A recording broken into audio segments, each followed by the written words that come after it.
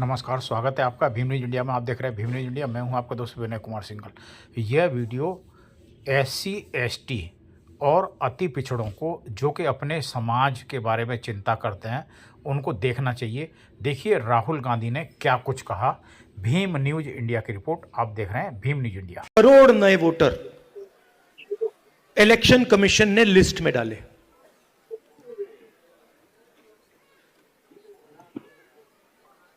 $45 lakh list में और बाकी वोटिंग बढ़ी।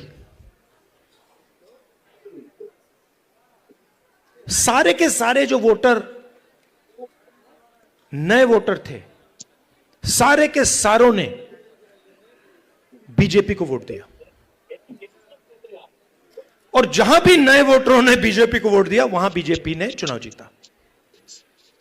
हम गए इलेक्शन कमीशन से, हमने पूछा बताइए कौन है ये लोग, ये नए वोटर जो हैं, ये टर्नआउट जो बड़ा है, ये कौन है, हमें इनके नाम दीजिए,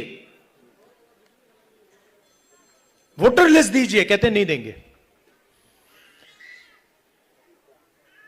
फिर हमने उनसे कहा देखिए इतना वोट पड़ा है, इतना टर्नआउट बढ़ा है, 5:30 बजे के बाद इतने वोट गिरे हैं, हमें आप कैमरा दिखाइए, वीडियो कैमरा दिखाइए, वीडियो फीड दिखाइए। कहते नहीं, हम नहीं दिखाएंगे। फिर क्या करते हैं, कानून बदल देते हैं और 45 दिन के अंदर वीडियो फीड को डिस्ट्रॉय कर देते हैं। फिर हमने कर्नाटक में अपनी टीम से कहा कि देखिए आप एक लोकसभा चुनिए और उसमें गहराई से देखिए, मैग्नीफाइंग ग्लास को लेके हर पेज को देखिए और बताइए यहां पे हुआ क्या। इलेक्शन कमीशन हमें इलेक्ट्रॉनिक वोटर लिस्ट नहीं देती। अच्छा, मैं आपसे एक बात पूछना चाहता हूं, आपका नाम क्या है? कुमार जी, अगर मैंने आपसे कहा कि आप चोर हो और अगर आपने चोरी नहीं की तो आप क्या करोगे? सबसे पहले आप कहोगे खबरदार तुम्हें मुझे चोर बुलाया, बोलोगे ना? ठीक है। अगर आपने चोरी की होती और मैंने कहा चोर हो तो आप चुप बैठोगे? क्यों नहीं बैठेगा? अगर चोरी की है और मैं कहूंगा चोरी की है, बिल्कुल चुप हो जाएगा, एक शब्द नहीं बोलेगा। अगर मैं आरोप लगा रहा हूं प्रधानमंत्री पे हर रोज कि तुम वोट चोर हो, प्रधानमंत्री चुप क्यों है? प्रधानमंत्री एक शब्द क्यों नहीं बोल रहा? क्योंकि प्रधानमंत्री वोट चोर है और वो जानता है कि हमने उसको पकड़ लिया है।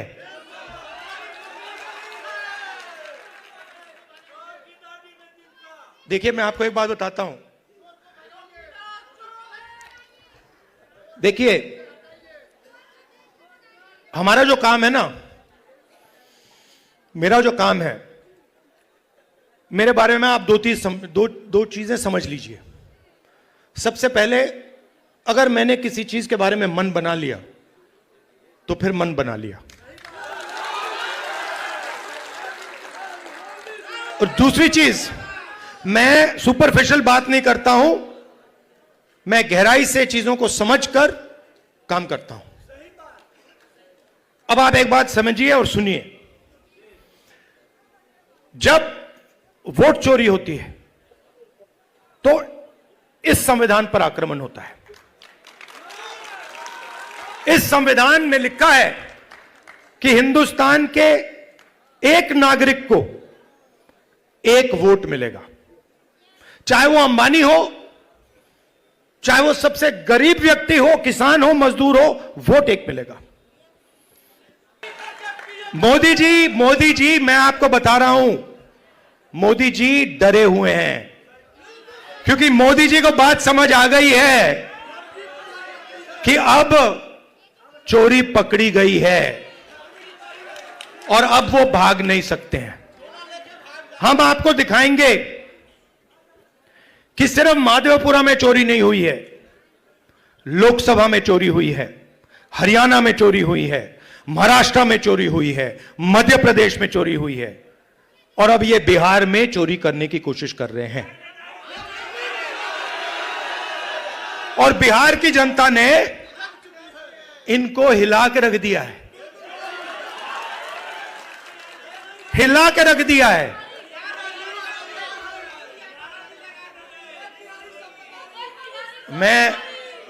मैं दो तीन बीजेपी के, मैं सुनो, मैं भी बीजेपी के 2-3 एमपीज को जानता हूं।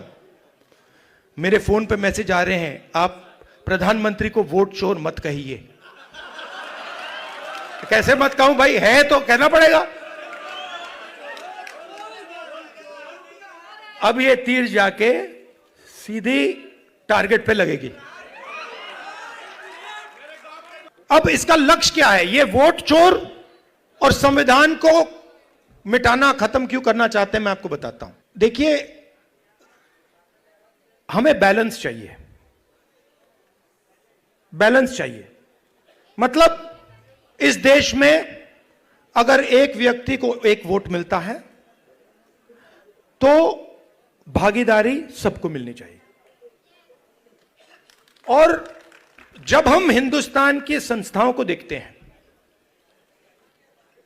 और इस बात को पहले मैं इतनी गहराई से नहीं समझता था जितनी आज मैं समझता हूं, जब हम हिंदुस्तान के इंस्टीट्यूशंस को, संस्थाओं को देखते हैं, और कोई भी इंस्टीट्यूशन चुन लो, कॉर्पोरेट इंडिया देख लो, ब्यूरोक्रेसी देख लो, जुडिशरी देख लो, मीडिया देख लो, बॉलीवुड देख लो, जहां भी आप देखोगे वहां पर आपको दलित, अति पिछड़ा, पिछड़ा, आदिवासी और माइनॉरिटी वर्ग नहीं मिलेगा। आप लिस्ट निकालो, अंबानी अदानी की बात होती है, हर कंस्ट्रक्शन प्रोजेक्ट में, हर इंडस्ट्री में, airport,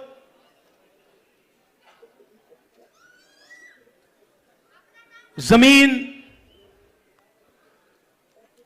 solar power, wind power, petrol, diesel, सब में इनके नाम सुनाई देते हैं। 500 हिंदुस्तान की सबसे बड़ी कंपनियां हैं। मैं आपसे आज पूछना चाहता हूं, इन 500 में दलित, आदिवासी, पिछड़ा, अति पिछड़ा वर्ग के कितने मालिक हैं?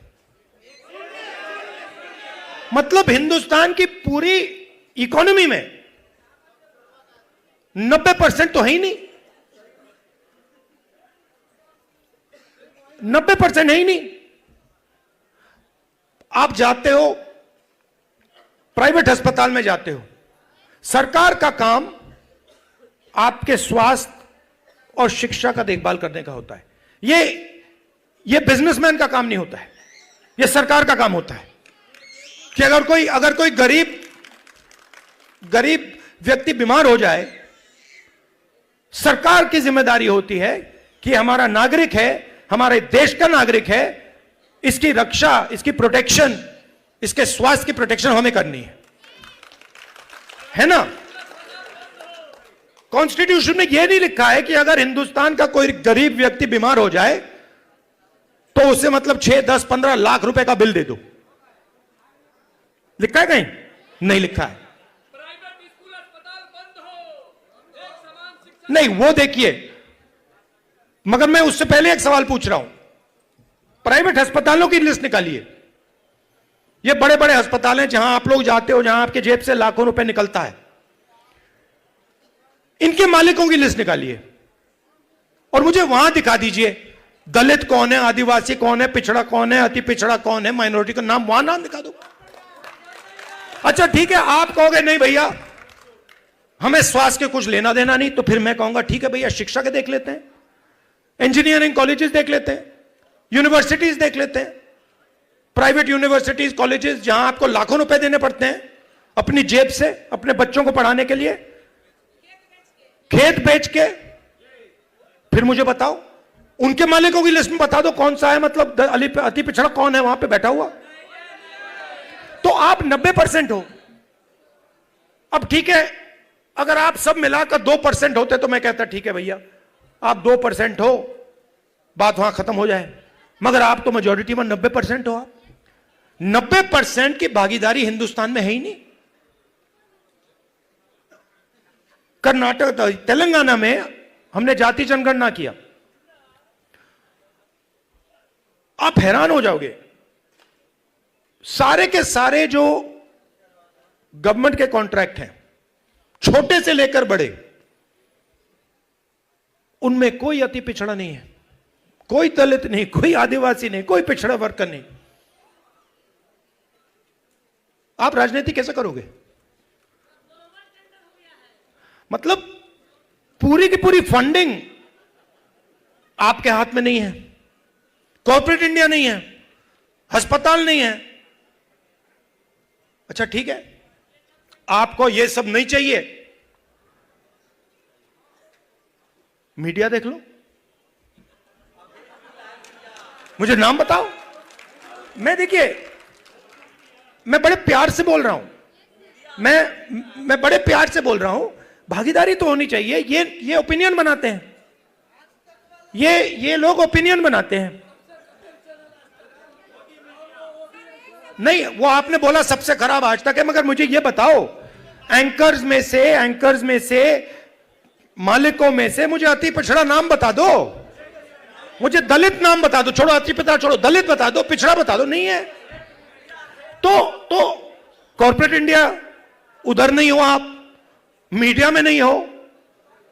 अच्छा बॉलीवुड की बात करते हैं, वहां पे नाम बता दो, एक वहां बता दो, है ही नहीं, बहुत कम, क्या है ही नहीं। तो एक सेकंड, दूसरी बात,